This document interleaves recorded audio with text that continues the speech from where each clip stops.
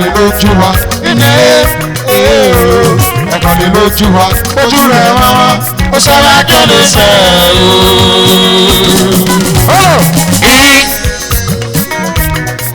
Ebo Sadeva sípé lọ́kọ̀ Engineer Lucky aka Igboa Ebu Ọ̀pẹ́bù wọn Ọ̀pẹ́bù ẹ̀kọ́ lè lójú wa ẹ̀kọ́ lè lójú wa ojú rẹ̀ wá wá ó sára jẹ́lẹ̀ sẹ́ sípé chele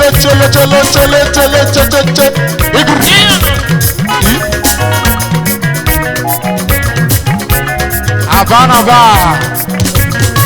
Engineer Lucky Igwe lókì Igwe ẹ̀kọ́lẹ̀ lójú wa Ọ̀pẹ́bí o ẹ̀kọ́lẹ̀ lójú wa Igwe ẹ̀kọ́lẹ̀ lójú wa Ebojú rẹ̀ wá ó sọ̀rọ̀ ájọ́lẹ̀ sẹ̀ Ìjò sàréré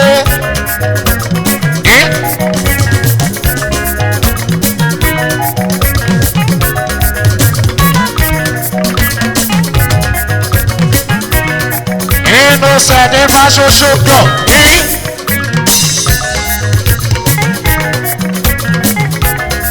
Àníṣe ní gbígbé náà o ọ̀yà náà yẹ o ọ̀sánlẹ̀ náà sọ̀nà ọ̀yà náà yẹ o ọ̀sánlẹ̀ náà sọ̀nà ẹ̀kọ́lẹ̀ lójú wa ẹ̀kọ́lẹ̀ lójú wa ebojú rẹ̀ wá ó sọ àjọlẹ̀ sẹ̀ ebojú rẹ̀ wá ó sọ àjọlẹ̀ sẹ̀ Inú sẹ̀dé bá ṣoṣo klọ̀bù Àdìsá Ọ̀pẹ́bì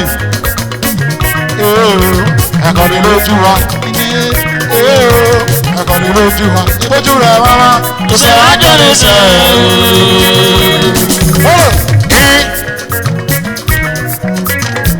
ipa àdọ́mọ̀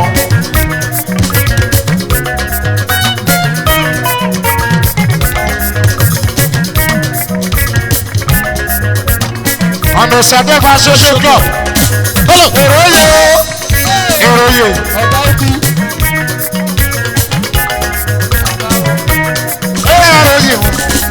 ọ̀nà ìṣàdẹ́fà ọ̀rọ̀yè ọ̀nà ìṣàdẹ́fà ọ̀rọ̀yè rẹ̀ ọ̀nà ìṣàdẹ́fà social club challenge ọdún wẹ̀lẹ̀rẹ̀ old school ẹ̀kọ́lẹ̀ lójú ebe sùúrù ọ̀sán jálẹ̀ sẹ́ ebe sùúrù ọ̀sán jálẹ̀ sẹ́ ebe sùúrù ọ̀sán jálẹ̀ sẹ́ ìràgbọ́ ọ̀sán jálẹ̀ sẹ́ ìràgbọ́ ọ̀sán jálẹ̀ sẹ́ ìràwọ̀ mẹ̀tọ́ ọ̀sán jálẹ̀ sẹ́ ọ̀sán jálẹ̀ sẹ́. Chief Oscar one ọdún ọdún sọdún bá ṣoṣo club Germany lòdì jẹ jẹjẹ wọta Germany ó lọdún wẹlẹrẹ jẹjẹ wọta from Okalo jẹjẹ wọta from Okalo jẹjẹ Shamson ọ̀rẹ́ yẹrẹ wẹyọ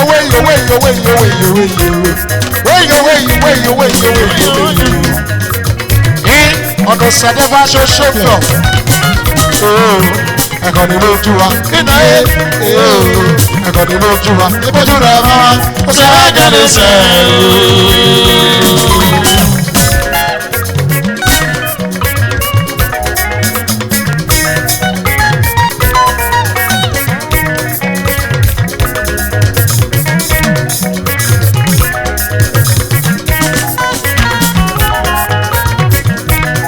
lójú wa.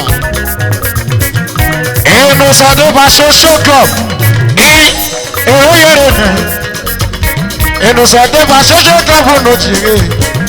Mọ́mí parakọ̀nà bìtì mọ́mí inú sàdébà social club edúwèlérè nà o. Èrò yẹ ọ̀nà sàdébà social club. Pastor Matthew, my spiritual father. David no amen. David no amen. David no gi. Ọ̀rọ̀ yẹrẹ no. Mrs. JJ, mommy, the paragon of beauty, a woman with a heart of gold. Mrs. JJ, wonder. Mrs. JJ, super. Kọ̀lé lójú wa. Eboju rẹ̀ mama o sáwá jálẹ̀ sẹ̀.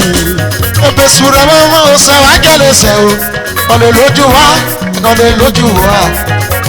Mrs. JJ, do. Abasani, oh, hey, my great in-law, Sonny Eposan. On the Saturday social club. Mrs. JJ do. Mrs. JJ do. Mrs. JJ do. Mommy, obulo mommy. Bulo mommy. Mrs. JJ aro yere mi. Mrs. JJ kọ̀lé lójú wa. Kọ̀lé lójú wa.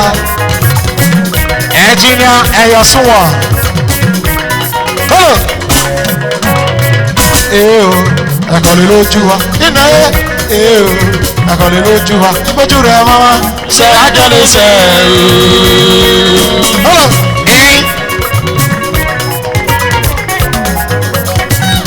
Dr.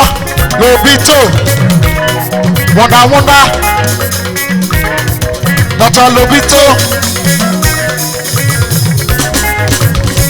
Eberepe, Lobito, Dr. Lobito, wonder. Eberepe, wonder. Eberepe, Dr. Lobito, wonder. Eberepe, Dr. Lobito, wonder. Eré rẹ́bùlù rẹ̀ Dr. Lobito, Ẹ̀kọ̀lé lójú wa. Ebojú rẹ̀ mọ́wọ́, ó sáwá jálẹ̀ sẹ̀. Bojú rẹ̀ mọ́wọ́, ó sáwá jálẹ̀ sẹ̀. Bojú rẹ̀ mọ́wọ́, ó sáwá jálẹ̀ sẹ̀. Bojú rẹ̀ mọ́wọ́, ó sáwá jálẹ̀ sẹ̀. Ẹ̀kọ̀lé lójú wa bàbá. Which doctor? On the Saturday social club.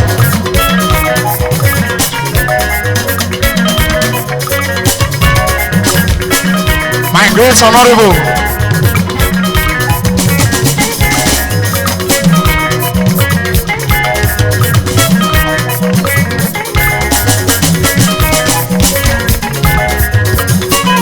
On the Saturday social club. Obulo Limited.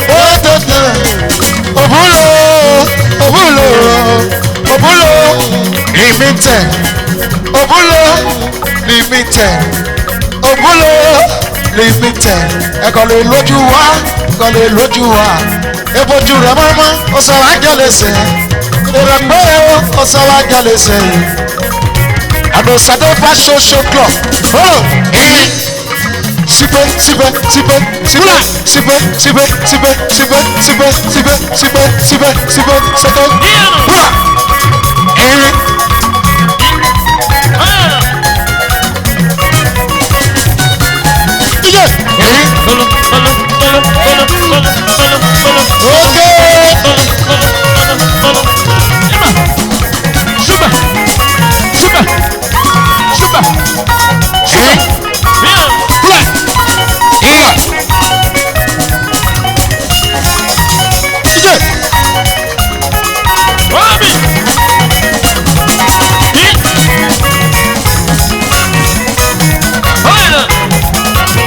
Mr. Osas. Sasi Mr. Osas. Ọmọ náà kalu bíálé. Sasi o ẹ̀kọ́lé lójú wa. Sasi o ẹ̀kọ́lé lójú wa. Sasi o ẹ̀kọ́lé lójú wa. Mr. Solo Shafson. Ọ̀rọ̀ yìí o.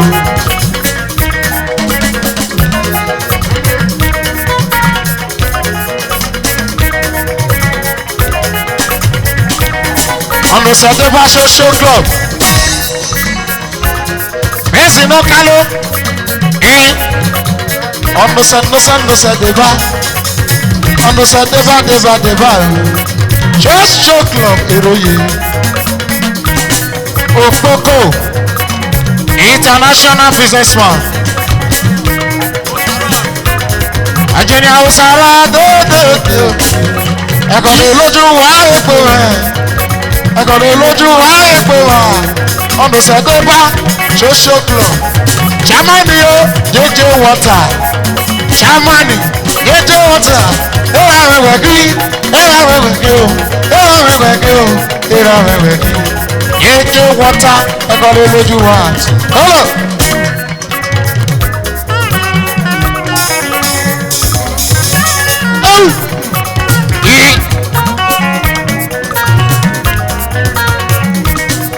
dọ́tọ̀rù sálẹ̀ ló bá mi dán ẹ̀. Èé o, ẹ̀kọ́ lé lójú wa. Fẹ́sẹ̀ ẹ̀. Èé o, ẹ̀kọ́ lé lójú wa. Ojú rẹ̀ wá wá. Sọ̀rọ̀ àjọlé sẹ̀. Ọ̀nà sàdébà social club. Dódódódó. Ọ̀nà sàdébà dódódódó. Obi. Prince Amos. Embassy no jere. Prince. Embassy no jere. Lover boy. Ọ̀nà sàdébà kàlẹ́ lójú wa.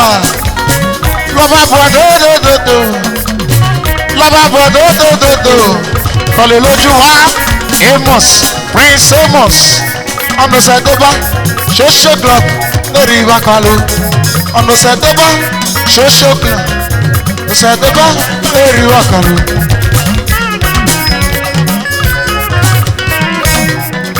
Mr. Friday. Destiny money. Oh, Destiny money. Super drummer. Kúrò ìyẹ̀rọ̀ ọmọ náà mọ̀ dódódódó. Prince Amos dódódódó. My sister. One love always. Mommy excellent. Mama David. Iron lady Mrs. Justina dódódódó. My senior sister. Ẹ̀kọ́ lè lójú wa. That's Mama Mama David. Peter. Mama twins. Iron lady dé. Mr. Sọmọlúpọ̀. Kọ́ lè lójú wa dódódódó. Wéyò wéyò wéyò wéyò wéyò wéyò. Oh, ọ̀nà sẹ́dẹ́bà ṣoṣo nìkan. Ọ̀nà sẹ́dẹ́bà ṣoṣo nìkan.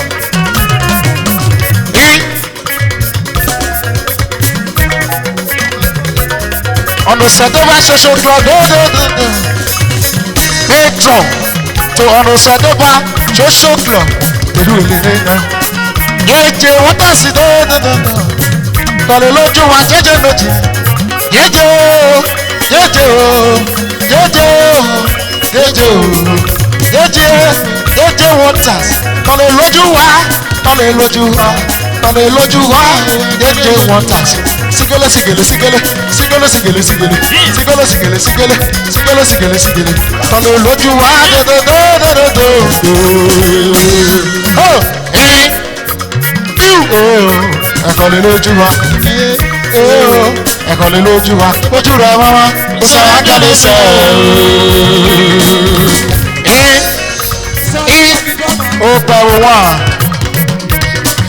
ó pẹ̀wò wá from Okalo community God bless you one ó pẹ̀wò international member of Onosedeba social club Daddy God bless you sir. General Austin wọ́n ti róyèrè kọ́lé lójú wa bá ẹ̀kọ́lé lójú wa nẹ ó pẹ̀wọ́ ìbòjú rẹ̀ wọ́n sọ ájọ́lé sẹ́ àbí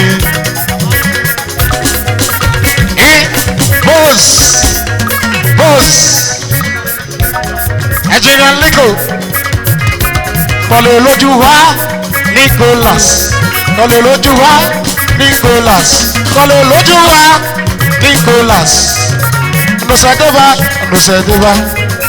ọ̀nùsẹ̀dẹ́bà dódódódó ọ̀nùsẹ̀dẹ́bà dódódódó kọ́lé lójú wa dódódódó kọ́lé lójú wa dódódódó kọ́lé lójú wa dódódódó ọ̀nùsẹ̀dẹ́bà ẹ̀kọ́lé lójú wa jẹ́jẹ́ wọ́tà.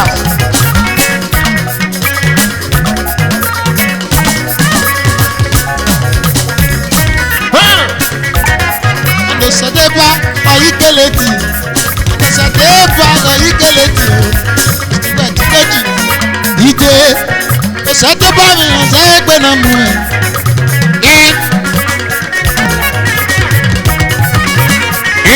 Chairman ni noji dodododo. Chairman to excellent man. Okalo social club. Daddy bulo daddy. Daddy bulo daddy. Michael Oduwilere ni daddy. Osa Vincent kọ̀lé lójú wa. Vincent yóò kọ̀lé lójú wa. Lọ́sẹ̀dẹ̀bá ọ̀yígẹ̀lẹ̀dẹ̀ ọ̀nùsẹ̀dẹ̀bá ọ̀yígẹ̀lẹ̀dẹ̀ ọ̀nùsẹ̀dẹ̀bá ọ̀yígẹ̀lẹ̀dẹ̀ jálẹ̀dì ọ̀nùsẹ̀dẹ̀bá ọ̀yígẹ̀lẹ̀dẹ̀ ọ̀yígẹ̀lẹ̀dẹ̀ jálẹ̀dì ọ̀nùsẹ̀dẹ̀bá ọ̀yígẹ̀lẹ̀dẹ̀ ọ̀gẹ̀lẹ̀dẹ̀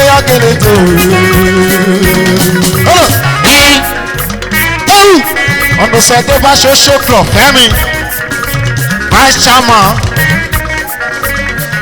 to Ọ̀nùsẹ̀dẹ̀bá social club Mr. Sunday Igodalo Sunday Igodalo Ọ̀nùsẹ̀dẹ̀bá Sunday Igodalo Ọ̀nùsẹ̀dẹ̀bá Ọdúngelere kọ̀lé lójú wa Obi kọ̀lé lójú wa kọ̀lé lójú wa Obi o kọ̀lé lójú wa Ọ̀nùsẹ̀dẹ̀bá oyèrè mi Chairman o jẹjẹ wọta. Chairman Doje Water Chairman Doje Water Ọ̀nùsẹ̀dẹ̀bá social club Ẹ̀dúgelere ni Ọ̀nùsẹ̀dẹ̀bá social club Ọ̀nùsẹ̀dẹ̀bá ọ̀yígẹ̀lẹ̀tẹ̀ Ọ̀nùsẹ̀dẹ̀bá ọ̀yígẹ̀lẹ̀tẹ̀ o Chairman Doje Water Chairman Doje Water Ọ̀nùsẹ̀dẹ̀bá ọ̀yígẹ̀lẹ̀tẹ̀ Ọ̀nùsẹ̀dẹ̀bá ọ̀yígẹ̀lẹ̀tẹ̀ Chairman Doje Water ọmọ náà kálí bíọ́lì ẹ̀rọ àwọn ẹ̀wẹ̀ dé Chairman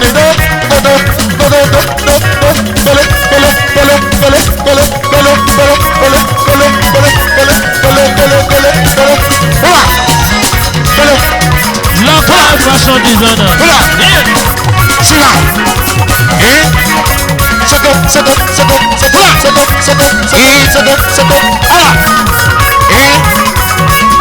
Local fashion designer. Engineer Ayamosobe.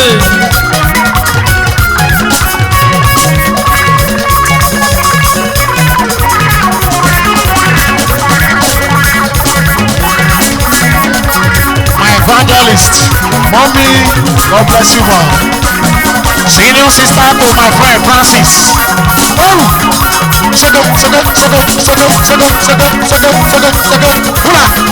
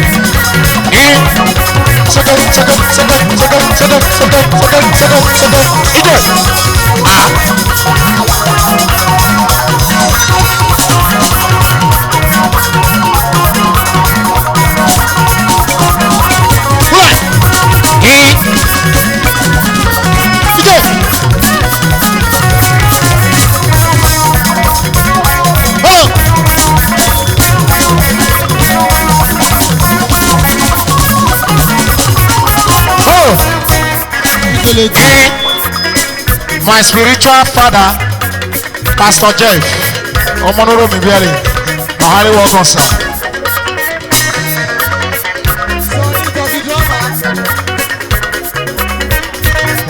Barrister Ivan Gbosoke, Oti from Ogun, Oti, kọ́lé lójú wa, Oti, kọ́lé lójú wa ó ti kọ́lé lójú wa kọ́lé lójú wa ó ti tó dédédé. ẹ̀jìnà ọ̀tíọ́ ní sinapọ̀ ẹ̀jìnà ọ̀tíọ́ dédédé ọ̀nùsọ̀ tó bá ọ̀yí gẹ̀lẹ́dì ọ̀nùsọ̀ tó bá ọ̀yí gẹ̀lẹ́dì ọ̀sọ̀ tó bá ọ̀yí gẹ̀lẹ́dì ọ̀yí gẹ̀lẹ́dì ọ̀yí gẹ̀lẹ́dì ọ̀yí gẹ̀lẹ́dì ọ̀yí gẹ̀lẹ́dì ó ti ẹ̀kọ́lé lójú ẹ̀kọ́lé lójú wa nínú ẹ̀kọ́lé lójú wa ojú rẹ̀ bá wọn sọ́wọ́ àjọlẹ̀ sẹ́ẹ̀. òkè o ọdẹ ọ̀yìnlẹ̀ ọ̀nà sẹ́dẹ̀bà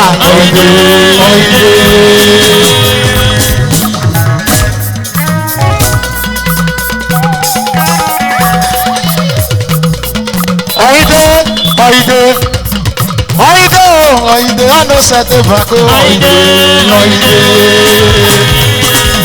gógógó ọ̀sádọ́bà ẹ̀nìnà yó ọ̀sádọ́bà ẹ̀nìnà yó òkè o ọ̀yìnlẹ̀ ọ̀nà sẹ́dẹ̀bà o ọ̀nà sẹ́dẹ̀bà ọ̀nà sẹ́dẹ̀bà ọ̀nà sẹ́dẹ̀bà ọ̀nà sẹ́dẹ̀bà ọ̀nà sẹ́dẹ̀bà ọ̀nà sẹ́dẹ̀bà